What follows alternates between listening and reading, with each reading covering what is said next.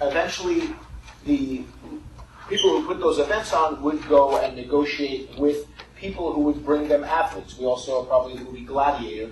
The Lords of Circus would be the ones who provided the talent for, these guys were mostly slaves that were going to get killed by the end of the show, and it was a valiant thing to do, get killed, but it was mostly talent, and this is where contracts came about. Now, times have changed. I'm happy to say that the best thing that an athlete has to look forward to is no longer dying in the name of the emperor.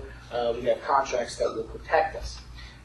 Our jobs as lawyers is to see that all the athlete wants, because of their egos, what they want, and because of what we know, what we think they should have, we have to make sure that we get that for them. The agent and the attorney, agents are non-licensed attorneys, is pretty much what it comes down to in the theater of sports, and Frank's going to talk more about that. But they do a lot of the things that we do. If not for everybody wants to accept the Jerry Maguire type thing, it would be the unlicensed practice of law in many areas. That's why we'll get to a section where there is a teaming of lawyers and agents when they do the work they do, because otherwise lawyers would stand up eventually to the American bar and say this is pretty much the unlicensed practice of law, because they're doing a lot of negotiations and sometimes even drafting that we do. Modern day sports law. Sports law encompasses a multitude of areas. Each of the issues in these areas are complex. The areas, the basic legal concepts we deal with is contract, torts, and antitrust. Any of these sections of the law involve contracts. In fact, the basic fabric for everything we do is going to be based on contract law. But just like with entertainment law, the thing that we have to be concerned with are the industry standards. Although we're faced with a myriad of contracts, we must know, as entertainment lawyers, what is right to negotiate in a matter of contract. For example, say an agent, say a team comes to you and says, we would like to offer your, an agent comes to you and says, we'd like to sign your athlete to our agency, and we're asking for 10%. And you might think, okay, 10%, finder's fee, the guy's going to go out and find work. 10% is not a bad deal. It's not that high. It's pretty good. So, all right, I'll negotiate with my client. I'll talk to him about it, and I'll negotiate with the agent, maybe get it down to 9%. Well, you'd be doing your client a huge disservice, because the standard is 4%, 3 to 4%.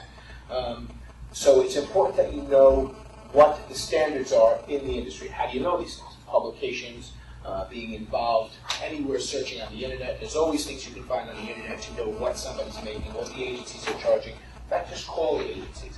In this sports agency world, there are very aggressive people.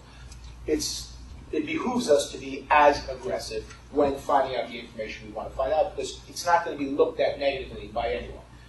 It's just something that it's a standard to be done, especially on the coasts, where LA and New York, where it is the most aggressive for these companies like Octagon and things like that. So you would negotiate wrongly if you didn't know the industry standards. Same thing in the music industry. In the music industry, you want to know what the industry standards are. You go to Billboard or similar type magazines. They will talk about deals that are being made all the time. You can always find out deals if you go on online. And there's a bunch of different sources out there to find out industry standards for what you should be negotiating into contracts. Okay. You could also look into sample form contracts. We've got some in here, and they'll give you an idea of what you should be discussing. The second thing is a tort area of sports law. In sports law, you have mostly assumption of the risk. You have your boxers getting in the ring on the assumption of risk. These are legal principles that we are confined to.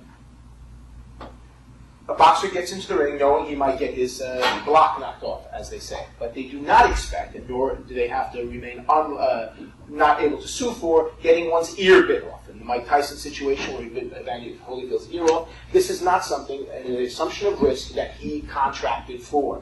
This creates tort liability. So you have contracts and you have tort liability. In a football game, if a flag is thrown and then somebody all of a sudden tackles you, it has its ramifications within the game, penalties and so on, but it does open up an area of both tort liability and possibly criminal liability. So there's tort, and what Frank and I do as well, the criminal stuff does come out. You have to defend your client against criminal things that take place there. But be aware, because in the sports game, nobody likes to talk about these extra things, like the tort and the criminal liability. Protect your client, even if it's not the popular thing to do.